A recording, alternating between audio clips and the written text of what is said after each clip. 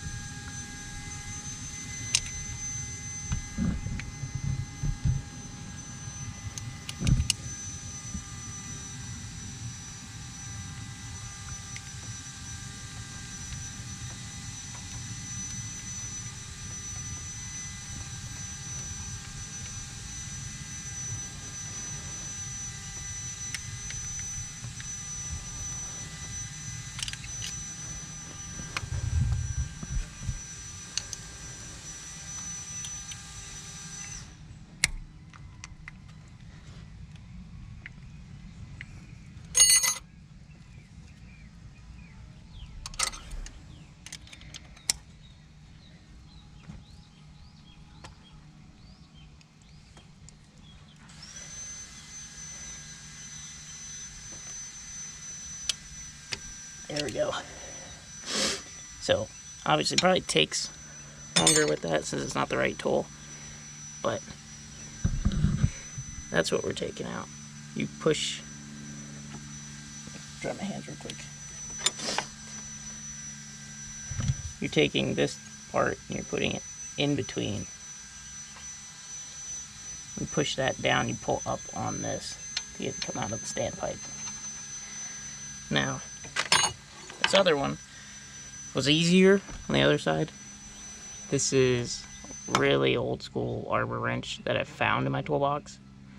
It's close to the 15/16 size, but same basic thing. You put it under that, push up,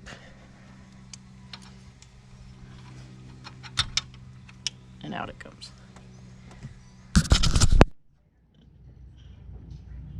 Alrighty. So once you pull the rail off, you want to look in the top of these injectors, and there's this little like chamfered disc. You want to make sure it is not cracked or any part of it missing, and you want to check and make sure these O-rings look pretty good. If it's squished, change the O-ring, or if it's like starting to wear away, change the O-ring. The 6.0 that I had was still an 03, but it had a later motor in it, and I had a huge high pressure oil leak to where it was actually almost like a fuel leak at the same time. But whoever had installed the rail prior to me getting the truck cracked the top of this injector, so all the fuel that was being fed in was shooting back out. So check over all this stuff when you pull the rail out. Alrighty, I have the oil rail socket that you need to take out these like reverse nuts. I tried using the breaker bar yesterday. It worked fine on my truck. On this truck, these are way too tight for that for some reason. So I'm just gonna zip out these, pull all this out, the ball cups and the seals, and then we'll install new ones, and I'll show you the difference in the seals from being old and versus brand new. So this is old O-ring versus new one. Just the new one is much more pliable. You squeeze it, it goes back to a circle. You squeeze this one, and it stays in an oval. Really worn down. It's got flat spots on the edges versus being round. It's that, and then the cups, all the balls, like the discoloring. They were definitely wearing, but they weren't horrible. Like I don't feel anything versus a new one. But yep, so I'm gonna clean out just the threads on both the rail and the nuts. Put everything back together, take it over to the vise, clamp this to hold it, and torque these to 100 foot-pounds.